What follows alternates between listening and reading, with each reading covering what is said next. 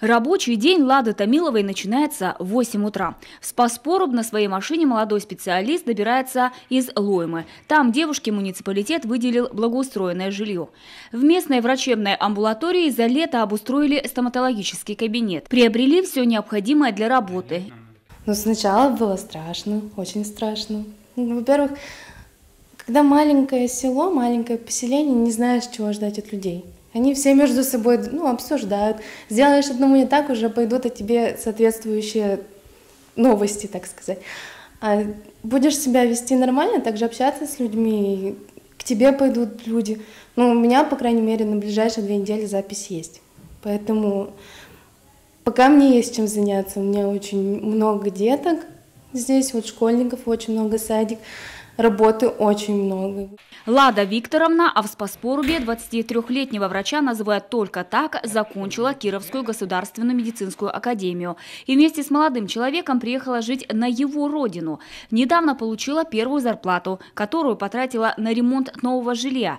Теперь ждет средства по программе «Земский доктор». Дети ее очень любят. Мы приготовили кабинет ей, оборудовали. Население довольное. Мы выдали мобильный телефон для записи. У нее свой телефон, то есть пациенты звонят напрямую Ладе Викторовне, записываются на удобное для них время и приходят на прием. Тем более у нас рядом школа, как вы видите, и дети очень довольные, счастливые.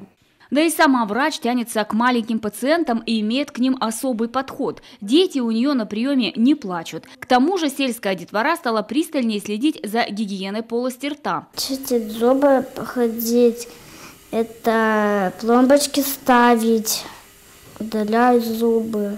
Договор о программе «Земский доктор» с молодым врачом заключается на 5 лет, но уезжать из глубинки Лада Томилова не собирается. Медперсонал и сельчане тоже настроены решительно и отпускать стоматолога не хотят. Поэтому для работы ей создают все условия. Вовремя ремонтируют медоборудование и покупают медикаменты. Единственное, что пока не получается у врача, это организовать досуг. Есть секции, тренировки разные, но когда ты с работы приходишь уже поздно вечером, конечно, уже сил остается очень мало на это. И хочется чего-то, какого-то спокойного отдыха. К сожалению, пока здесь такого не придумали. И очень хочется, чтобы что-то здесь такое было все-таки. Поэтому будем ждать. В этом году, кроме стоматологов, в Прилузский район приехал работать и молодой педиатр. Всего же за последние 5 лет в муниципалитет вернулись 15 врачей и 8 работников среднего персонала.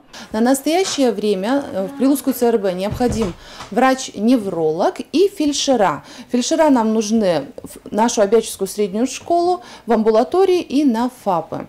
Поддержка молодых специалистов следующая. То есть по федеральной программе «Земский доктор» молодые врачи получают по 1 миллиону рублей. Фельдшера, которые уезжают работать на фельдшерско-акушерские пункты, получают по 350 тысяч рублей. Кстати, стоматолога Томилову уже не молодой коллектив Спас-Порубской амбулатории принял тепло. По словам врачей, к ней с первых дней стали относиться как к дочери. Анастасия Тюрина, Алексей Паршуков, телеканал Юрган, Прилузский район.